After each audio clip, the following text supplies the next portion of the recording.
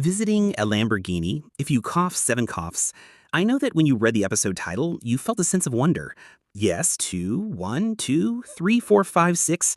Yes, don't be surprised. It's possible that a simple event like a cough could lead you to buy a Lamborghini. Let me tell you a story. Imagine someone sitting at home on a cold day like this and suddenly starts coughing. He coughs for 7 hours, then says, "Oh, I think I've caught it cold. Buy some medicine from the pharmacy." He went to the pharmacy, bought some medicine, and found an advertisement hanging at the pharmacy telling a story about a time when he worked as a cashier. He was looking for work. He didn't work as a cashier at a pharmacy, but suddenly he didn't work as an accountant at a real estate company. His relationship with the owner of the real estate company improved, and he was appointed manager and given him a very high salary. After that, he saved some of his salary for 2 years and opened a pizza restaurant, calling it Pizza Pizza.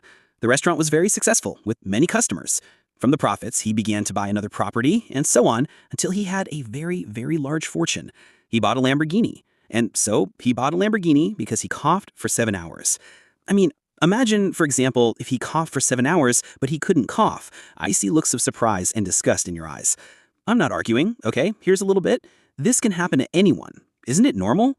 This phenomenon is called the butterfly effect. If you don't know what the butterfly effect is, I'm here today to tell you what the butterfly effect is. From the weather storms, Edward Lorenz in the year 1961 was working in the Weather Forecast Center, and he was working on the forecasts of some of the coming days through computer calculations. When he put the number 0.506127 in the computer and deleted the number to 0.506, that is, he deleted the decimal part, and the surprise is that this very simple change caused completely different results from the weather. Meaning, when he put the number 0.506, for example, the results showed him that tomorrow would be windy. But when he entered the whole number, 0.5061271, the results showed that tomorrow would be sunny and dry, for example. So a very small change in these initial numbers led to completely different results in the end. Edward called it an experiment, and imagined it. The first time Edward used the term butterfly effect was in 1972. He simply said that it was possible that the flapping of a butterfly's wings in Brazil could affect the weather, develop, and cause a hurricane that reached the United States. Of course, he used this example for illustrative purposes only.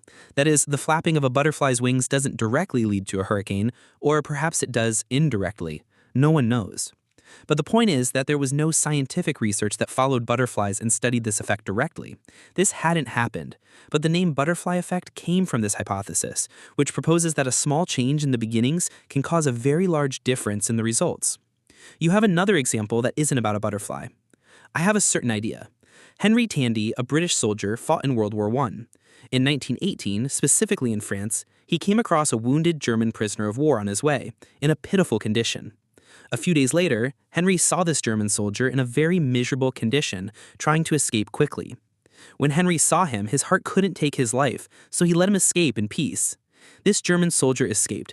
In about 20 years after this incident, this soldier became the president of Germany and caused World War II, which resulted in the deaths of 60 million people and the Holocaust. Yes, this wounded German soldier was Adolf Hitler. Imagine if the British soldier hadn't decided to pardon him and let him go. The world would certainly be very different today.